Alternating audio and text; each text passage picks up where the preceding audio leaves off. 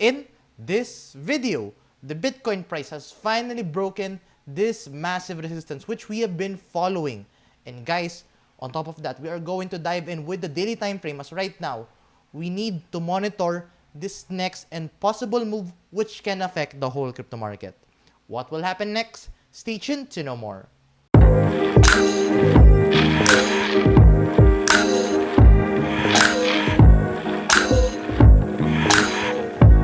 So hi guys, and welcome back to another Gabbal cryptocurrency video where we trade by data and not by hype. And if you haven't subscribed to my channel, click the subscribe button down below and hit the notification bell so you won't miss out daily technical analysis like this. So let's dive into this video and let's give you a quick recap of our previous analysis. So diba kapon, what we were monitoring and still the other day is this massive resistance na nakita natin with the Bitcoin price action. And diba sabi ko sa inyo, dun sa previous video, in order for us to flip bullish, we need to break this massive resistance around the 39.4K. And then sure enough, after we broke that resistance, diba sabi ko sa inyo, we need a 4-hour candle close with buy volume. After seeing that breakout, we finally saw a bullish movement with the Bitcoin price action. And on top of that, diba, matagal ko na sa inyo sinasabi na yung Russia-Ukraine conflict is not going to have a major impact with the market structure. It will just only affect the short term. Tingnan nyo to guys. Yung mga bumili dito during this movement, kasi ang dami nagsasabi na, hala, may Russia and Ukraine conflict, dapat magbenta ka na doon ng crypto mo. Well, di ba sabi ko sa inyo, it doesn't work that way. Crypto market doesn't work that way na kailangan mo sundan yung news. In reality, it does not affect the macro scale or the market structure ng crypto market. And as you can see, upon hearing that news, tingnan nyo, nasira ba ating structure? Hindi, di ba? Ang nangyari lang is, tinuloy nyo lang kung ano meron tayong indicator. Continue lang kung ano meron tayo sa data. We just played it with what happening with the data. And look at that. We still continued this bullish divergence na nakita natin in the 4-hour time frame. And then in that case, we saw this movement na nagkaroon ng uptrend because of this 4-hour time frame bullish divergence. But right now, what is next for the Bitcoin price action? So let's dive into the Bitcoin price action. Let's understand where we are headed right now. So siguro let's talk about the 4-hour time frame first. Kasi if you're going to look at the hourly, of course it's overbought. But in the hourly, you could somehow say na we might be seeing a possible pullback. Kasi as you can see, the RSI is right now declining. So that is not a good sign if the RSI is declining kasi that could hint a pullback. But as you can see, the price is not increasing. So since the price is not increasing while the RSI is declining, this could indicate that we might consolidate dito above this $43,000 area, which is right now what we have to monitor with the Bitcoin price, the $43,000. And if you're going to zoom out in the 4-hour time frame, let's try to look at the 4-hour time frame. We started getting overbought with the Bitcoin price action. But still, as of the time being, if you're going to follow the 4-hour time frame, wala tayong signs of a bearish trend reversal in the 4-hour time frame. Pero meron dun sa ating hourly time frame. So that could be indicating na it could be a minor pullback lang or consolidation lang for the time being rather than a major pullback kasi in the daily time, in the 4-hour time frame, there are still no signs of a bearish trend reversal. Looking at this in the daily time frame, if you're going to follow the daily time frame, ito yung mahalaga ngayon kasi look at this. The Bitcoin price is right now forming this massive wedge with the daily time frame. And we can actually play within this area in the coming days. Pero I think ang pwede natin i-consider dito with the daily time frame is if you're going to look at this, we might be potentially forming a double bottom pattern. And traditionally, a double bottom pattern is a bullish trend reversal indicator. Indicating na we might see a bullish trend reversal na nga kay Bitcoin only if we break this neckline with a daily candle close with buy volume. So in order for us to confirm that move, we must have a buy volume upon this bullish breakout with the Bitcoin price action. Pero if we get rejected by this movement, then we can more likely play within this wedge instead. So right now, we have to monitor this resistance that is playing around the 45K kasi if we break that with daily candle close and buy volume, then yeah, we are going to monitor the next and following levels with the Bitcoin price action. Kasi if you're going to look at the Fibonacci retracement area, let's try to look at the Fibonacci retracement and let's try to understand yung ating very short term is right now indicating na this area na ating nare-resist tayo ngayon is actually a very strong Fibonacci resistance area. So as you can see, upon breaking the 618 level ni Bitcoin price, ito, nung na-break natin 618, yung 39.4K, saka tayo nag-skyrocket. And then right now, we are testing this Fibonacci retracement and resistance area ni Bitcoin price action, which is around the 43.5K area. So if you break this with buy volume, similar din sa sinabi natin kanina, then saka lang tayo makita na move. Pero if we break that area, then ano ba yung magiging next movement natin with the Bitcoin price action? Well, there are actually two ways on how we can monitor that. So let's try getting the target by using the traditional way muna, which is yung double bottom pattern or which is yung W pattern. So if we are going to follow that traditional pattern, then what we are going to do is we're going to get the height from the neckline up until the lowest point. And then from there on, lagyan natin siya sa possible point of breakout. So in this case, if this is a double bottom pattern, then we might see a movement still up until the $55,000 resistance. So right now, ang pinaka-resistance talaga natin ngayon for the Bitcoin price is the $55,000 following this double bottom pattern. Now, if this is going to play a wedge dito with the Bitcoin price action, then what we can actually do is still we are going to follow that same height.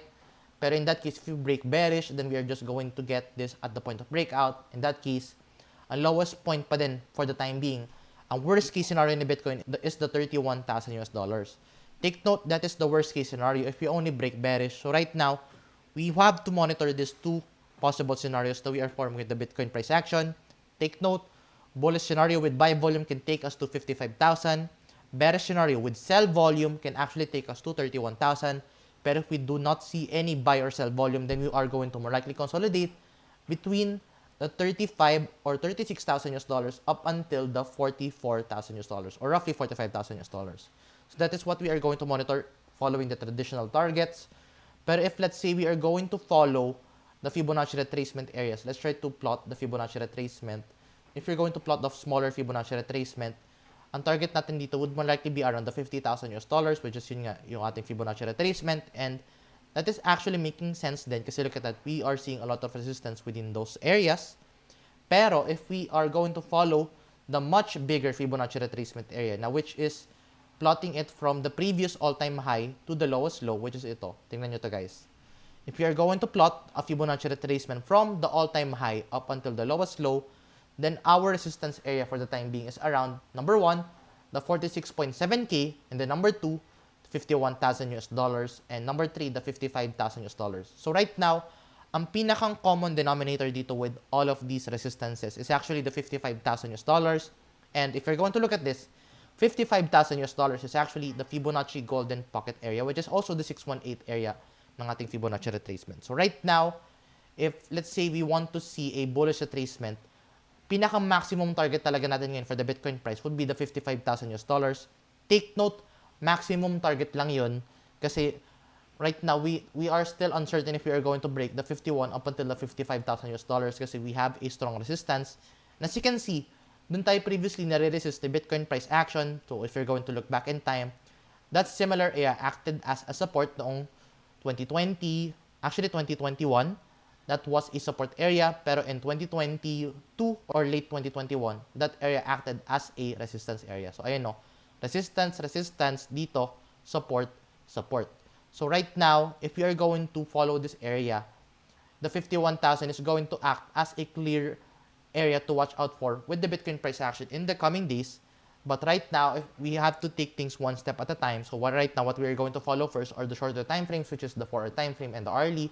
Pero always remember, when in doubt, always zoom out. And take note guys, ever since I've been buying the dip, diba sabi ko sa inyo, ilang beses ko binibili yung dip around the 35K, 36, 38, 40K. Either way, it doesn't matter kung saan ka bibili dito kasi either way, those are good buying opportunities area. As much as possible, we have to follow dollar cost average strategy in buying the dip para if let's say mag-decline pa further or let's say bumagsak pa lalo si Bitcoin at nag-dip pa na nag-dip, may bala ka pa pang bili ng dip. Ganun yung ginagawa kong strategy at 'di ba, ang dami ko na-execute na buy orders. And as of the time being, 'di ba, nag-buy ako ng Bitcoin during the 35K dip. And right now, look at that. I am currently up 23% in spot wallet alone. Spot wallet lang yan, guys. If you are going to look at this, I am up 23% in spot wallet alone dito kay Bitcoin price action and just buying the dip. And despite of the Russia and Ukraine FUD na nakita natin, 'di ba? Napaka-healthy pa din ang crypto market natin. It did not break the market structure. So guys, if you want to buy Bitcoin with the lowest fees possible, one of the best places to trade that is actually in Bybit. Kasi dito, mas mura natin Bitcoin trading fees. And yeah, maganda magbodega din dito. Ako nagbobodega din ako dito ng Bitcoin lately. So dagdag lang ako ng dagdag ng Bitcoin dito. I think almost more than 200,000 na yung nilalagay ko dito. So yeah, bodega lang ako na bodega. And let's see kung saan tayo dadating dito with the Bitcoin price action. And hopefully, we can see a bullish movement na nga dito with the Bitcoin price. Pero if you want to claim bonus with Bybit, you can actually use my sign-up link na you can find in the description down below. And now, let's talk about the altcoin market. Kasi look at this. If we are going to follow the Bitcoin dominance, as you can see, we are still following this ascending channel na we have been monitoring. And then, di ba sabi ko sa inyo, we have to monitor this support area. Kasi if mag-bounce yan, then that would indicate na altcoins are going to bleed, or it will indicate na altcoins are going to perform better against Bitcoin. In this case, tingnan nyo, nag-pump siya. So that has indicated na Bitcoin is performing better against altcoins, and altcoins are relatively bleeding or napapag-iwanan ng pump ni Bitcoin. And look at this guys, kay Bitcoin, ang laki ng green candle na nakita natin, pero if you're going to compare this with Ethereum, hindi siya ganun kalaki as well as kay SLP, kasi yun nga, ang dahilan nun is pataas yung ating Bitcoin dominance. So, take note guys, hindi ibig sabihin na umaakat si Bitcoin na aakat yung altcoins. Ang kailangan mangyari is mag-decline dapat si Bitcoin dominance habang umaakat si Bitcoin para maging healthy altcoins. Pero ang nangyari is, umakat sa Bitcoin, umakat din yung dominance, therefore, mapapag-iwanan yung altcoin sa mga gantong pump. But nonetheless, we have a good news ngayon dito. Kasi right now, the Bitcoin dominance is entering this resistance area dito kay ascending channel. So if we are going to get rejected by this channel, then we might see a short-term altcoin movement dito, and we might see altcoins to generally perform better against Bitcoin if let's say we are going to get rejected by this area. So that is what I am right now monitoring with the Bitcoin dominance and as well as the altcoin market. Diving with the Ethereum price action, di ba? Yun nga, hindi ganun kalaki inakit niya as compared to Bitcoin. But as you can see right now, you're actually getting a strong rejection around the $2,900 US dollar. And siguro let's try to open the Fibonacci retracement area kasi of course we are seeing a retracement movement. And as you can see right now, 2.8K is now going to act as a support area kay Ethereum price action. So right now, Ethereum must hold the 2.8K US dollars if you want to remain healthy with Ethereum. But as you can see, ang next target natin kay Ethereum is around the 3,000 US dollars, and 2.8 is now going to act as a support area. Now, diving in with the SLP price action, as you can see, diba, we were monitoring this descending triangle, and diba, sabi ko sa inyo, in order for us to flip bullish, we need a 4-hour candle close with buy volume, and look at this. Wala tayong nakitang buy volume upon this breakout. So that is not a confirmed bullish movement with the SLP price action. So, with that being said, I think we are going to more likely consolidate with the SLP price action dito. And looking at this in the RSI and siguro in the hourly time frame, yeah, it's not a good buying or selling opportunity. Looking at this in the 4-hour time frame, hindi rin tayo good buying or selling opportunity. So right now, I don't think na maganda mag-trade ngayon with SLP for the time being kasi look at this. RSI is not indicating a bullish or bearish trend reversal pattern. But nonetheless, I think ang pwede mong gawin dito is you can actually maximize those. Ito, yung support and resistance area na yun. You can actually trade that. You can actually buy at the support and then sell at the resistance. Habang, let's say, SLP is getting boring. Pero if you want to long or short SLP, if let's say, mag-decline si SLP further, kahit bumagsak pa lalo si SLP in the lower levels, if let's say, gusto mo pa mapagkakitaan si SLP, you can actually trade SLP with Bybit. Kasi guys, dito kay Bybit, it is one of the only place na where you can actually long or short SLP. Kay Binance, walang ganun. So if you want to long or short SLP, the only place na you can actually do that is in Bybit. And if you want to claim bonus with Bybit, just use my sign-up link na you can find in the description down below. So, ayun muna update natin for the time being. If you find this video useful and informative, please give this video a like. And if you want to see more contents like this, please subscribe for more. I'll see you in the next video and bye-bye for now.